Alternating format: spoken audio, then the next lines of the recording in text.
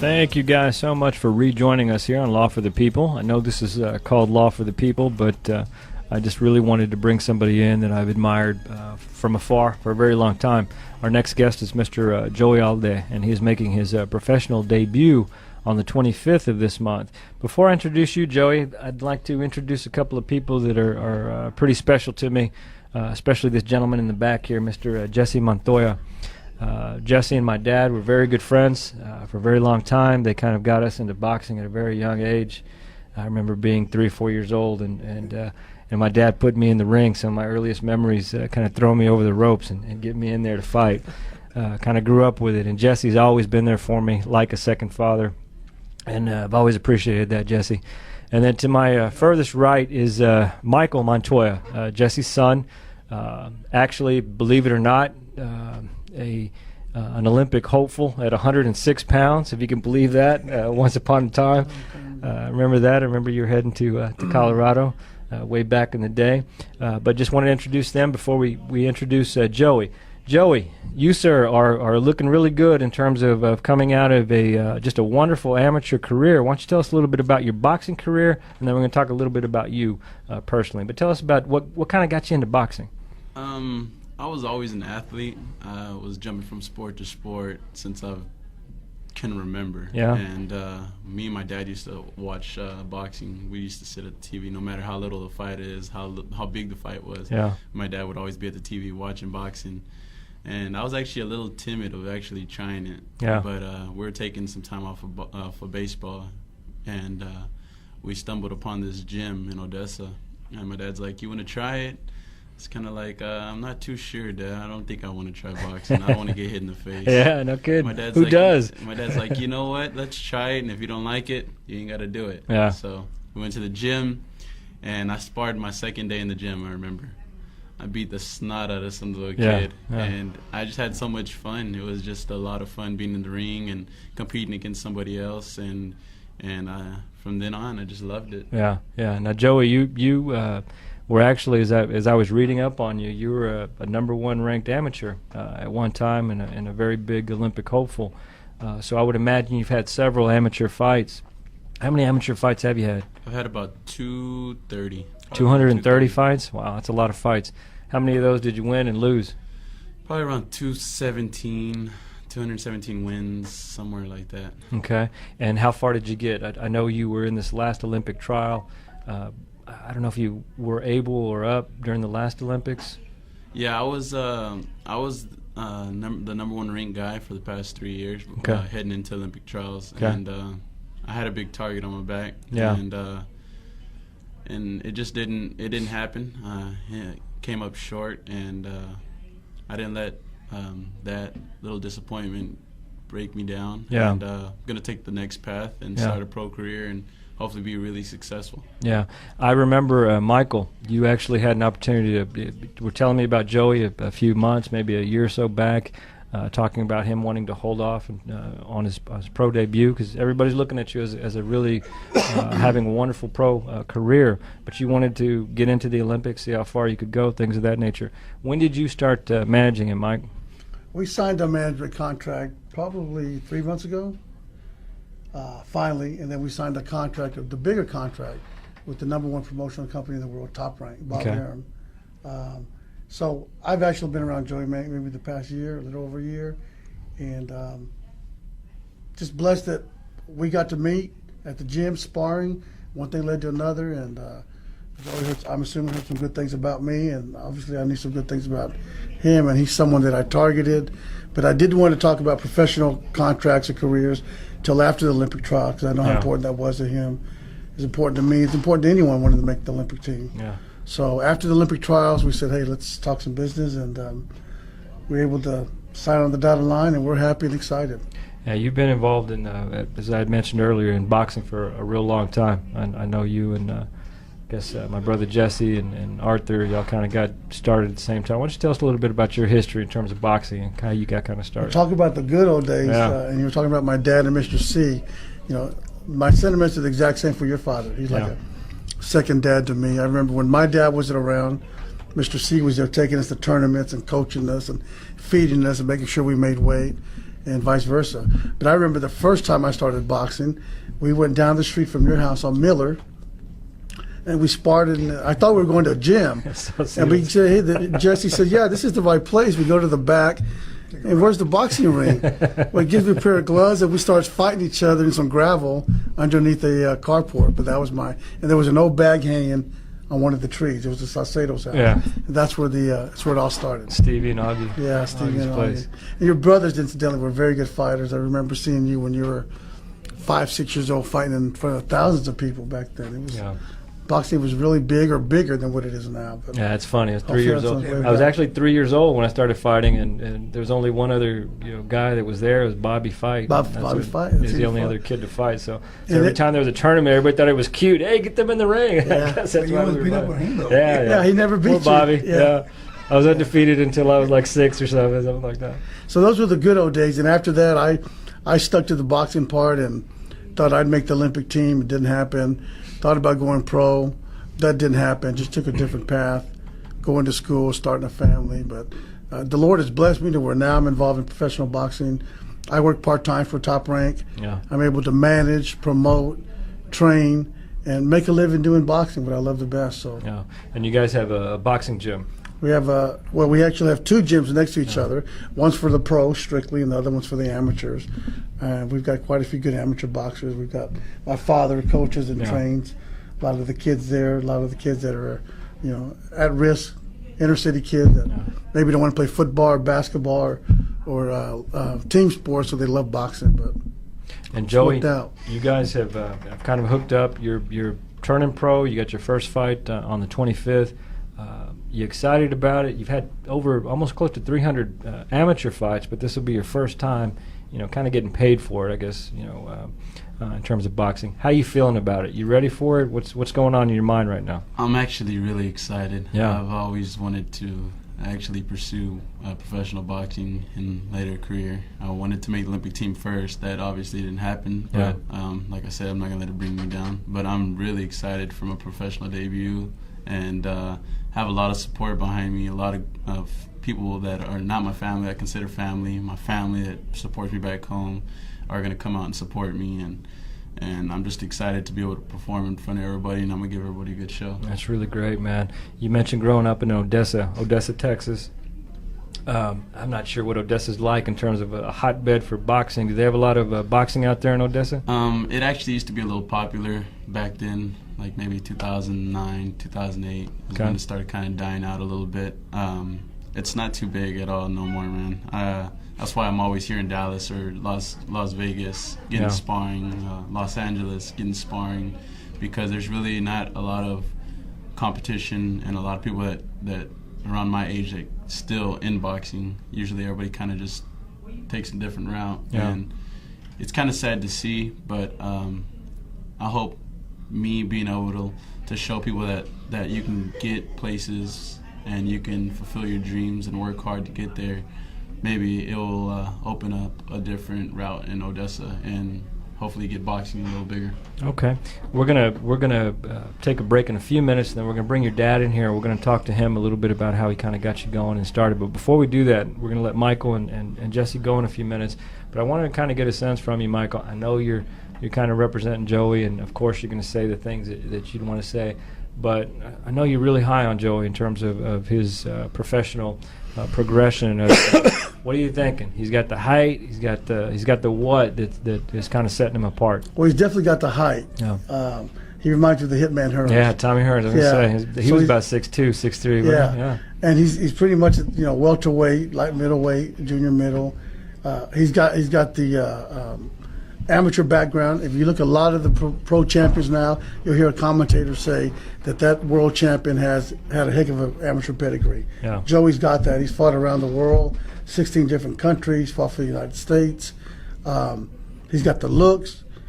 He can speak Spanish, English. Keep the looks, Joey. That means you can't let people touch you, man. Yeah, try to get hit. Smart kid, trains hard, and we're excited. Top Rank doesn't sign just anyone. That's right.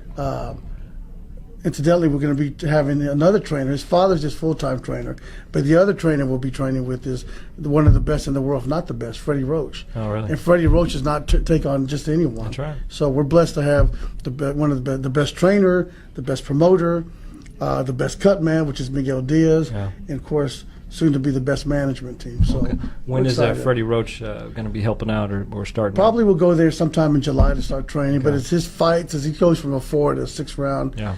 We'll probably be training here and be training in Los Angeles at the Wild Card. Okay. So we're excited about that. Okay. Well, we're going to take a quick break, and I'm going to let Michael and Jesse go. Jesse, I just want to tell you how much I love you. And really just you and my dad, and I think the world of you. So I just wanted to mention that on the air. And thanks, Michael, for coming out. We're going to be there ringside on the 25th. But you guys rejoin us in about 2 minutes. We're going to bring Joey's dad in, and we're going to talk to him for a few minutes. And just come on back. Guys, thank you so much for joining us. This is a live broadcast, and I just wanted to mention the passing of Muhammad Ali real quickly. Just talk about him. I think they're doing the services and things as we speak. You talk about an incredible impact on boxing and boxers just around the world and the country. And not only that, all the other things that kind of came with that and out of that. Float like a butterfly, sting like a bee. His hands can hit what his eyes can't see. Now you see me, now you don't. George thinks he will, but I know he won't. Thanks, champ, for everything, for all the great memories, and God bless you, and may you rest in peace. With that said, we're sitting here with Joey Alday, who lots of people are really excited about. I mean, really excited. Your amateur career, Joey, has been one that has been highlighted. One that, as Michael was mentioning earlier, in terms of having a pro career, you really do look to the pedigree of your amateur fighting. All the guys that you're going to be fighting, some of the top-ranked folks around the world, are going to be the guys that you may be fighting in the future. I wanted to introduce your dad, Joe, who is senior. Joe, why don't you kind of introduce yourself and give us an idea of kind of how you got Joey into boxing. All right. Well, again, my name is Joe Alday. I'm Joey's dad, and I just started coaching Joey when he was real little at baseball, soccer. We did it all, and even when he was like 2 or 3, I think he had his first pair of gloves maybe when he was about 2 years old. Yeah. And I started showing him how to punch my hands and whatnot, know, and I guess when he got to the fighting age, which is about 8 years old, we kept at it, and we started going to a gym and teaching him how to box, and I mean, at first when he first started, he wasn't all that great. I tell everybody that story. Yeah. And it took him about a good 8-9 fights for him to get the idea of what was figure going it all on. out. Yeah. Yeah. But from that point on, man, after his about 10th, 11th fight, it was like, let's go, and he turned it up. Yeah. This is the second time you're mentioning baseball. Were you a good baseball player? Did you enjoy it? I actually played for 3 years. Yeah. And first year I was terrible at it. Yeah.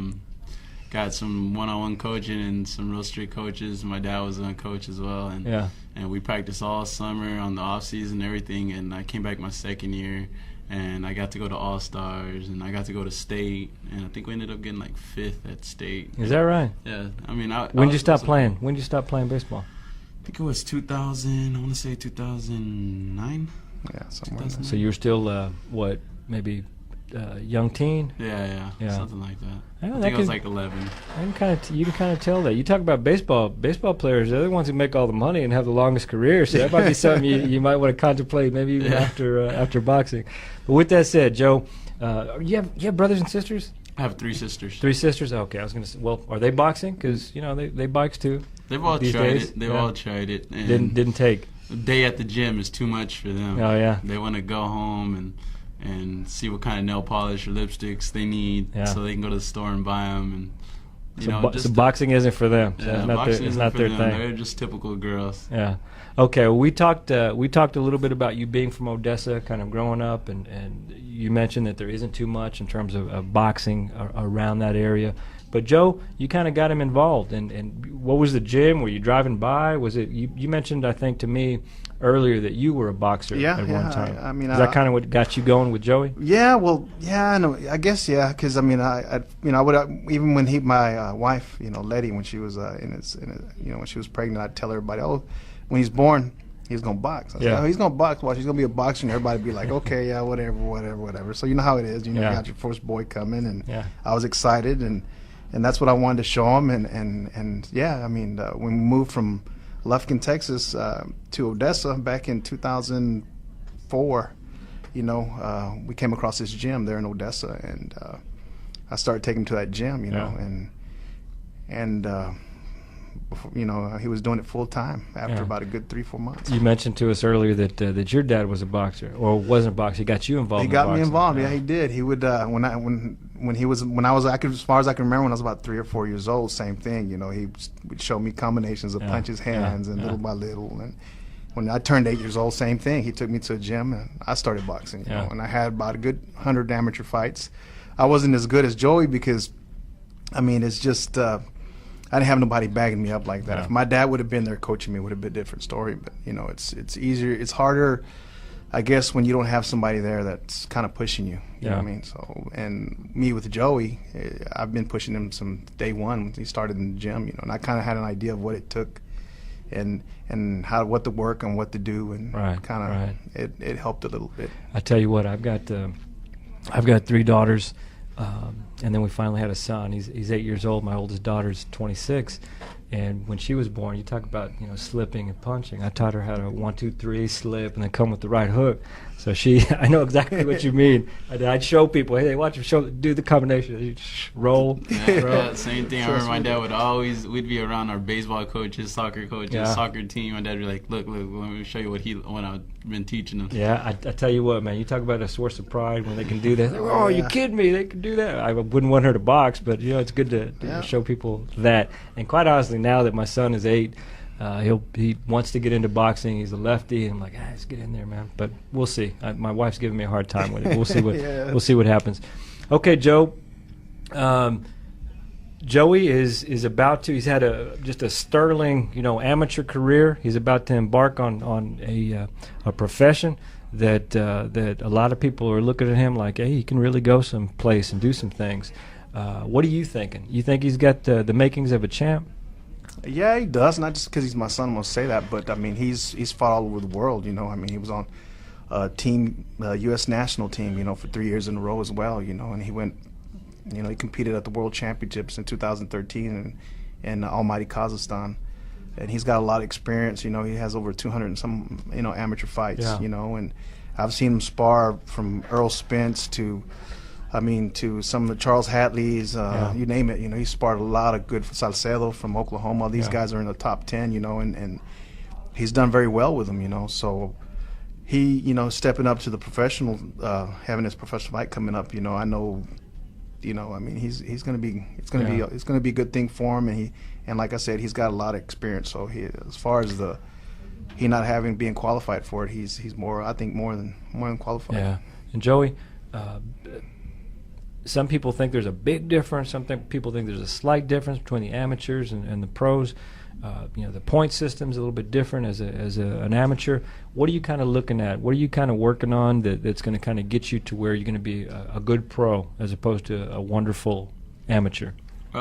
There's really not. I kind of think about it like there's really not too big of a difference until you start getting to the later rounds. Starting off, it's just going to be a 4-round fight.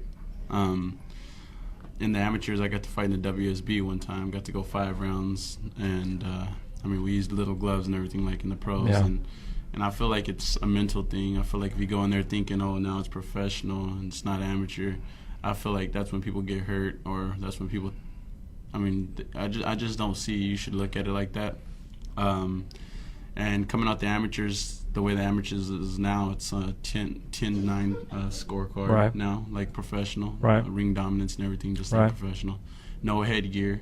The only thing different is the gloves. And I don't let that worry me too much. I'm just gonna go in there and fight like I normally fight, and just put on a show like I usually do, and I don't see a big difference in it. And I've been training hard just like I was when I was an amateur, and I'm excited. I tell you what, I was watching that WSB fight that you had with, who was that cat that you were fighting?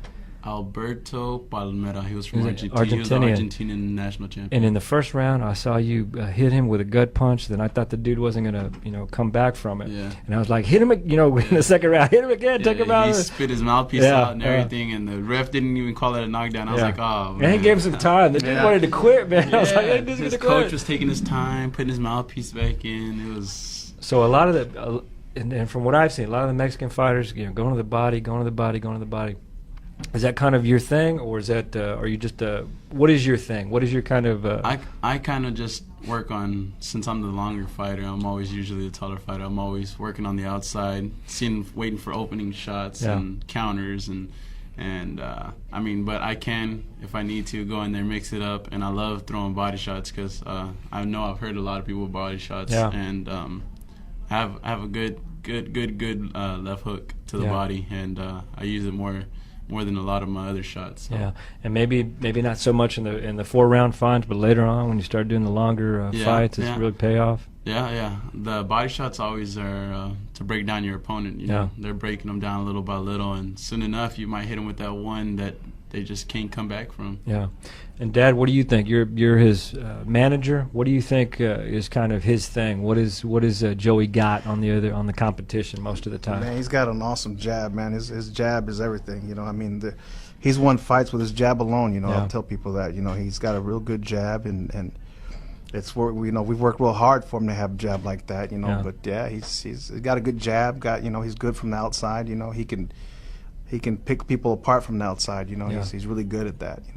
Good boxer, so a lot of people be like, well, like at first when they'd see him, they would be like, well, man, we're used to seeing people brawl, and he's more of a, sweet science type fighter, you know what I mean? But he can bang when he needs to bang, and when he wants to stay on the outside, and when he's got to stay on the outside, he's real disciplined in staying on the outside. Okay, we've got your first fight coming up. We mentioned it a couple of times on the 25th of June here in Dallas, Texas, at the Bomb Factory.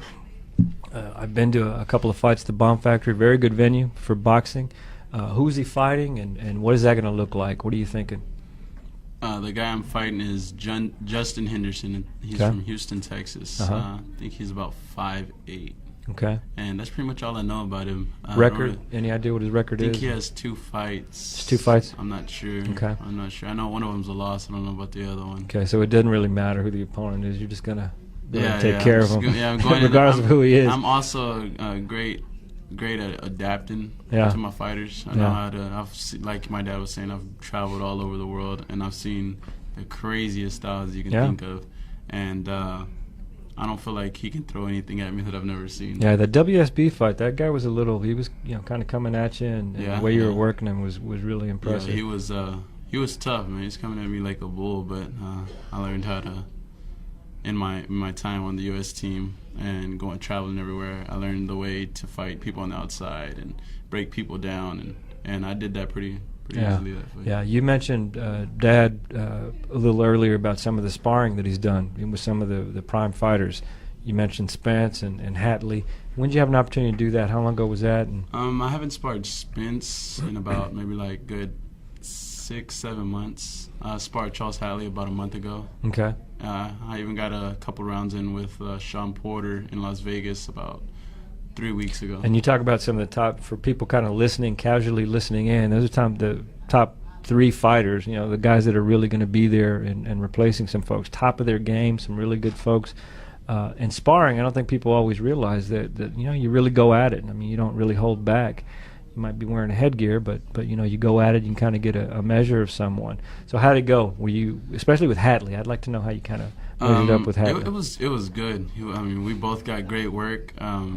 He's tough, quick. He got great timing. He's strong on the inside. He can sit down when he wants to sit down. He can box. He got a great jab. He got everything that it takes to be a champion. What'd you feel about your speed with him? And it was up there, man. Yeah. We were trading shots for shots, and I was trying to outbox him, and he was trying to outbox me. Then we'd bang it out, and it was great sparring. But I mean, I was right there. We're getting some great work in. That's great. Where'd you do this at? It was at the Montoya Boxing Gym. Okay, wonderful, wonderful. You guys are looking, and really, I'm excited. It's one of the big reasons why I wanted to have you on. Is I'm excited, about your future in terms of where you're going to be going and how you're going to be fighting and all those things. What do you kind of look at in terms of the progression? Where's the 4-round fights? How long does that last? When do you move up? What are you guys kind of thinking? I'm thinking, maybe 3-4 fights. If it's kind of up to, top ranks as well. Bruce Trampler and Mr. Montoya. It's kind of from 4 you go to 6, and then from that point you start going up. But it depends, how he's looking. It just depends. If the way he adapts and everything to this, he being a professional. But I think he's gonna do well, and maybe 4 or 5 fights, 4-rounders, and then he'll be ready to go up. He's gonna want more. The more and more he gets in there, the more he's gonna want more. So when are we looking at that championship? Probably about a year or 2 from now. Year and a half. It'd be nice, man. Ain't no telling, man. But I know I'm gonna fight my heart out every time, and that's the goal for right now, man. Hopefully it comes pretty soon. I know it'll be around the corner sometime. Yeah, and I'm sure you learned how to fight tall, stay tall, and use that to your advantage and all those good things. Yeah, my reach is probably my best weapon in the ring. A lot of people can't get past my jab, and if they do, it's always right hand there waiting on them. So. You ever have anybody in the amateurs have a longer reach than you? Did you know? I've actually fought one guy. He was about 6'4". It was in Warsaw, Poland that I fought this guy. I still remember. It was a little different, but I remember I was just there with my head in his chest the whole time because I was shorter. Yeah. And my arms were shorter, so I was just in his face, just banging him out. Different, huh? Different for you. It was a little different, but like I said, I adapted to it, and it was good. Yeah. We got a few more minutes before we do. I'd like for everybody to kind of get a feel for what happens. Today is the 10th. You guys are fighting in about 15 days. What does that look like for you? We were mentioned earlier about having to cut a little weight. You need to start working towards that goal. What do the next couple of weeks look like in terms of you getting prepared for this fight? Me and my dad always have this. I asked you what you were going to do over the weekend. I said you're not going to do much except for get ready for the fight. Yeah, me and my dad always about right now, about this far away from my fight, we're always it's crunch time, which that is meaning got to cut back on my meals a little bit. Got to still train hard, maybe get an extra workout in. I work out 2 times a day, maybe have to end up working out 3 times or get an extra run in one of the times. And that's an all-day thing. Talk about your workout. When do you start? When do you end? You say 2 workouts a day. What does that look like? I wake up about 7 every morning, get to the gym around 8 o'clock. We have a 2-hour workout. As soon as my 2-hour workout is done, go straight to the track. Get about 3-4 miles in, sprints, agility workouts, everything we need to do, and every day is different. And as soon as I'm done with my run, I go back to the house, relax. And my dad barely put a steam room in our house, so as soon as I'm done with my run, go home, relax. I get in the steam room for about 30 minutes, get out of the steam room, then I'm finally done with everything. It's usually about 1 o'clock by that time, and I get back to the gym around 4:30, get another 2-hour workout in, back home, steam room again, and then it's time for bed. Yeah. When do you get the cartoon watching in? Anything know? Actually, a lot of people don't know this. Quite a bit of people do know this that follow me on social media, but I'm pretty sure some of the listeners don't. I have a 3-year-old. He's about to be 3 years old. He's a little boy. Oh, okay. And most of my time goes to him, so I'm always playing with him, watching TV, doing something with him before I go to bed. Oh, that's cool, man. Congratulate. 3 years. I'm recently a grandfather, and so I'm incredibly excited by it. Really, it's a different thing when you have a grandchild, as opposed to your son. So that's wonderful to hear. We're about out of time. Joey, Dad, tell us a little bit specifically if you guys know where people who are listening in can get tickets for the fight, purchase tickets if y'all know, and when the fight is, and talk about the venue and everything else before we take off. It's at the Bomb Factory. Okay. I believe you can go to thebombfactory.com. Okay. The actual website, the Bomb actual Factory. website, they have them there.